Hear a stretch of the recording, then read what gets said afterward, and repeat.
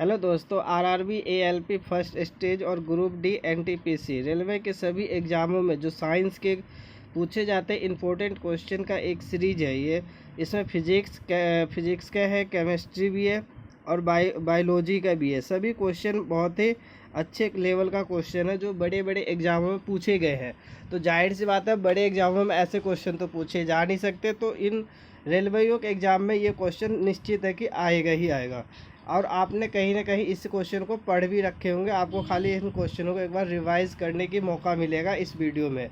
तो दोस्तों, ये वीडियो मेरा फर्स्ट वीडियो है और ये मेरी एसबीडी गुरु चैनल का नाम है। आप प्लीज़ इसे सब्सक्राइब कर लेना और लाइक ज़रूर करना दोस्तों। तो चलिए दोस्तों, मैं अब इसमें क्वेश्चन का जो लेवल है वो क्वेश्चन दिखाता हूँ आपको, कितने हार्ड लेवल के क्वेश्चन हैं सारी। दोस्तों, ये मेरी फर्स्ट क्वेश्चन है।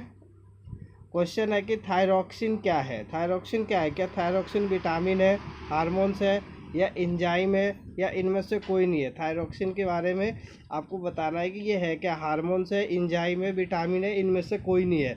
तो दोस्तों, सभी ने पढ़ रखा है थायरॉक्सिन के बारे में। आपको ये कमेंट्स करके बताना है कि क्या है। आप एक बार खुद ही देखो कि ये है क्या, विटामिन, हार्मोन्स या एंजाइम है। तो दोस्तों, आप बताओ इसका आंसर क्या होगा।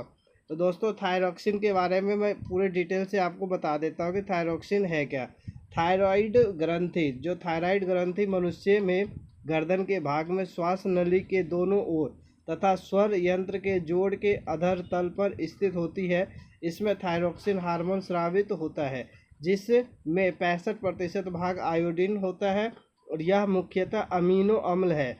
शरीर में यह उपापचयी क्रियाओं का नियंत्रण करता है और वृद्धि उत्प्रेरक के रूप में भी कार्य करता है। इस हार्मोन की कमी से सामान्यतः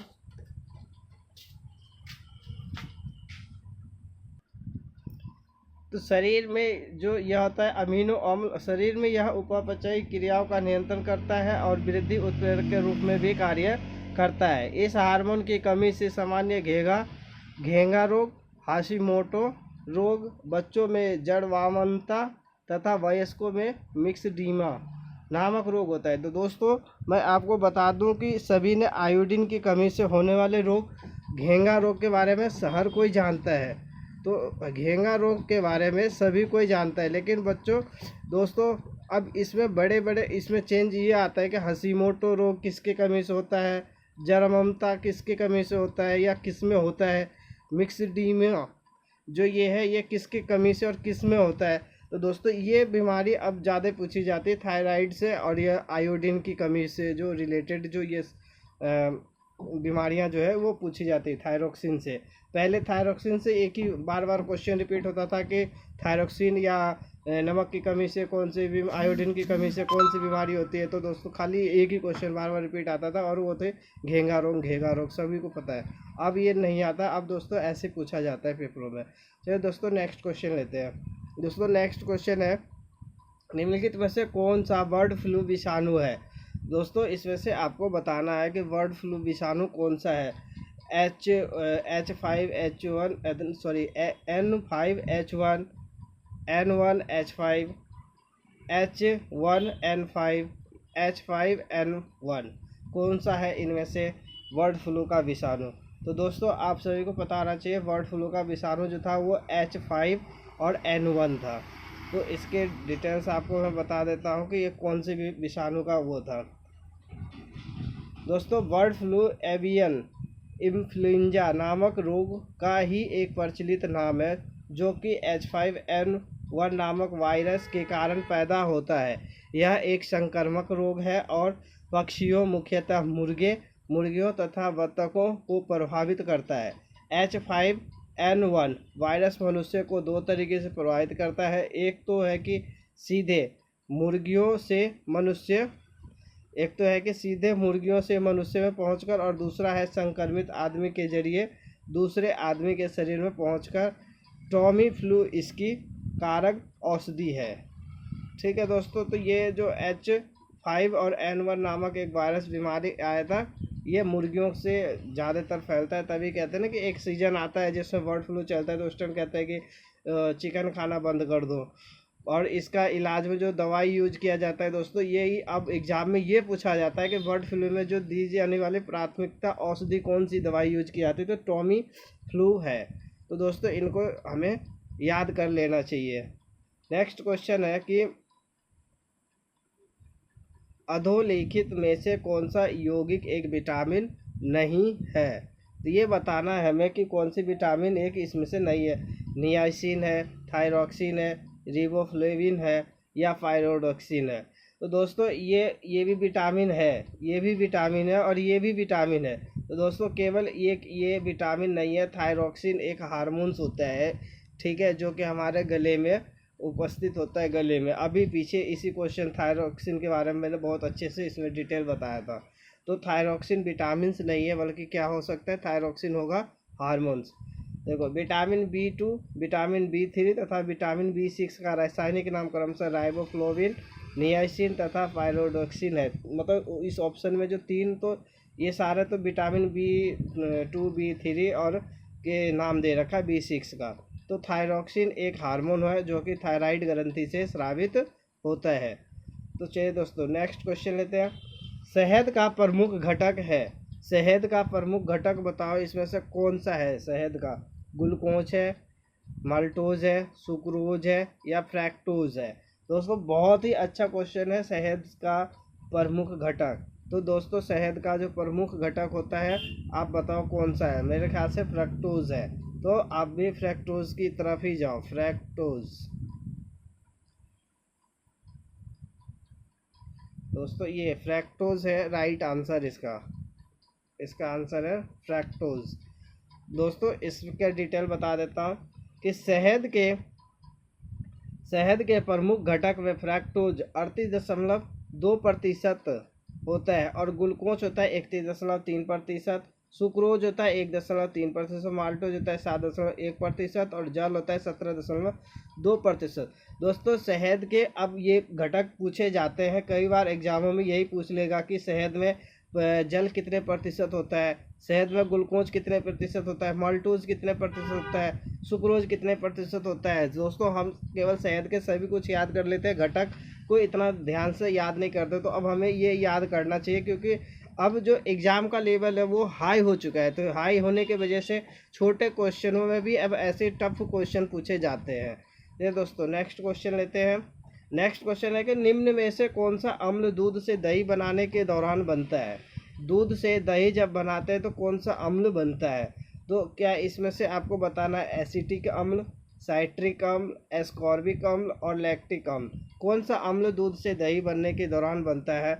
तो दोस्तों लैक्टिक अम्ल जो होता है वो दूध से दही बनने के दौरान बनता है। और ये सभी बड़े एग्जामों में पूछे हुए क्वेश्चन है, जो कि अब इतने बड़े एग्जामों में लेवल हाई होने की वजह से इन क्वेश्चनों को अब नहीं पूछा जाता है।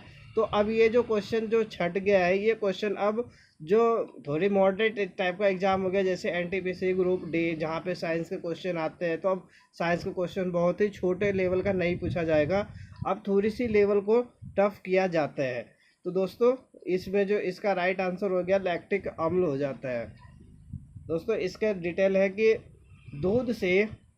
दूध से उचित तापमान यानी 30 डिग्री सेंटीग्रेड पर लगभग 12 घंटे से स्ट्रेप्टोकॉक्स एवं लैक्टोबैसिलस सूक्ष्म जीवाणु द्वारा दूध की शर्करा लैक्टोज के लैक्टिक अम्ल में परिवर्तन के कारण बनता है। चलिए दोस्तों ये तो अभी आपको टॉप 5 क्वेश्चन आपको मिला है। दोस्तों नेक्स्ट क्वेश्चन है कि मोती की रासायनिक संरचना है। जो दोस्तों मोती जो होती है, मोती की रासायनिक संरचना कैसी होती है ये बताना है हमें। कैल्शियम कार्बोनेट होता है, कैल्शियम कार्बोनेट होता है, मैग्नीशियम कार्बोनेट, कैल्शियम क्लोराइड और कैल्शियम सल्फेट होता है। क्या होता है मोती की संरचना, दोस्तों ये बतानी है हमें। तो मोती में 85% होता है कैल्शियम कार्बोनेट जिसको एरोगोनाइट, और 2 से 4% होता है जल तथा 0.10% होता है कंचियोलिन पाया जाता है। कंचियोलिन एक प्रोटीन है दोस्तों, ये बहुत ही ज़्यादा पूछा जाता है कि कंचियोलिन जो है वो क्या है। तो ये एक तरह का प्रोटीन होता है, प्रोटीन। ये बहुत ही इंपॉर्टेंट क्वेश्चन है दोस्तों, जो मोती के बारे में पूछा जाता है, बार बार एग्जामों में ये चीज़ आते हैं। तो दोस्तों जो हमारा राइट आंसर हो जाएगा इसका कैल्शियम कार्बोनेट, इसका राइट आंसर हो जाएगा। चलिए दोस्तों नेक्स्ट क्वेश्चन है हमारा, विश्व में कंप्यूटर साक्षरता दिवस कब मनाया जाता है? कंप्यूटर साक्षरता दिवस कब मनाया जाता है दोस्तों? ये बताना है कि 2 दिसंबर को मनाया जाता है, 5 जुलाई को मनाया जाता है, 14 नवंबर को या 3 नवंबर को। दोस्तों ये अभी जो ग्रुप डी और एनटीपीसी के जो एग्ज़ाम जो हुआ था 2018 वाले, उसमें ये क्वेश्चन बहुत बार रिपीटेड हुआ था, बहुत ज़्यादा बार बार पूछे जा रहे थे। कंप्यूटर साक्षरता दिवस दोस्तों हमेशा 2 दिसंबर को मनाया जाता है। विश्व कंप्यूटर साक्षरता दिवस प्रतिवर्ष 2 दिसंबर को मनाया जाता है। ये दोस्तों नेक्स्ट क्वेश्चन लेते हैं। नेक्स्ट क्वेश्चन है कि एक ईमेल जो कि एक स्रोत से उत्पन्न दिखाता है लेकिन वास्तव में दूसरे से भेजा गया है, इसको दोस्तों क्या कहते हैं? फिशिंग कहते हैं, स्पूफिंग कहते हैं, स्पैमिंग कहते हैं और स्निफिंग कहते हैं। क्या कहते हैं दोस्तों, ये बताना है हमें। एक ईमेल जो एक स्रोत से उत्पन्न दिखाता है लेकिन वास्तव में वह वास्तविक स्रोत के अलावा किसी अन्य से भेजा गया है, इसे स्पूफिंग कहते हैं। तो ईमेल स्पूफिंग एक ऐसी तकनीक है जिसका उपयोग स्पैम और फिशिंग हमलों में यूजर को यह विश्वास दिलाने हेतु किया जाता है कि ईमेल किसी संस्था या व्यक्ति से आया जिसे वे जानते हैं या भरोसा करते हैं। तो दोस्तों इसका जो हमारा राइट आंसर हो जाएगा वो स्पूफिंग हो जाएगा यहाँ पे। चलिए दोस्तों नेक्स्ट क्वेश्चन लेते हैं। तेल जल की तल पर फैल जाता है क्योंकि तेल जो होता है जल की तल पे क्यों फैलता है? कि तेल जल की अपेक्षा अधिक घना है, तेल जल की अपेक्षा कम घना है, तेल का तल तनाव पानी से अधिक है, तेल का तल तनाव पानी से कम है। दोस्तों ये बताना है कि तेल जो होता है जल की तल पर फैल जाता है, क्यों फैल जाता है? तेल का पृष्ठ या तल तनाव पानी की अपेक्षा कम होना तेल के जल के तल पर फैल जाने का मेन कारण होता है दोस्तों। तो ये हमारा इसका राइट आंसर हो जाएगा, तेल का तल तनाव पानी से कम है, इसी कारण से ये तो तेल जो है पानी की सतह पर फैल जाता है। चलिए दोस्तों नेक्स्ट क्वेश्चन लेते हैं। नेक्स्ट क्वेश्चन है कि हाइड्रोजन से भरा हुआ पॉलीथीन का गुब्बारा पृथ्वी के स्थल से छोड़ा जाता है, वायुमंडल में ऊंचाई पर जाने से क्या होगा? इसमें गुब्बारे के आमाप में कमी आएगी, गुब्बारे चपटा होकर चक्रिका प्रकार के आकार में आ जाएगा, या गुब्बारे के आमाप में वृद्धि होगी। गुब्बारे का आमाप व आकार पहले समान ही रहेगा। दोस्तों ये बताना है कि इसका आंसर क्या होगा। हाइड्रोजन से भरा हुआ पॉलीथीन का गुब्बारा जब पृथ्वी के स्थल से छोड़ा जाता है तो वायुमंडल में ऊंचाई पर जाने से वायु का घनत्व जो होता है वो कम हो जाता है, इसलिए गुब्बारे के आमाप में वृद्धि होगी। तो इसका जो सही आंसर हो जाएगा, उसके आमाप में क्या हो जाएगा? वृद्धि हो जाएगी।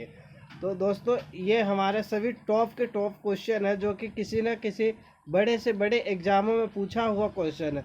तो दोस्तों जाहिर सी बात है कि ये एनटीपीसी या रेलवे के एग्ज़ाम में ये क्वेश्चन अब पूछे जाएंगे, क्योंकि इन क्वेश्चनों का लेवल इतना भी लो नहीं है, अच्छे लेवल का क्वेश्चन है। तो चलिए दोस्तों धन्यवाद दोस्तों। नहीं हुआ।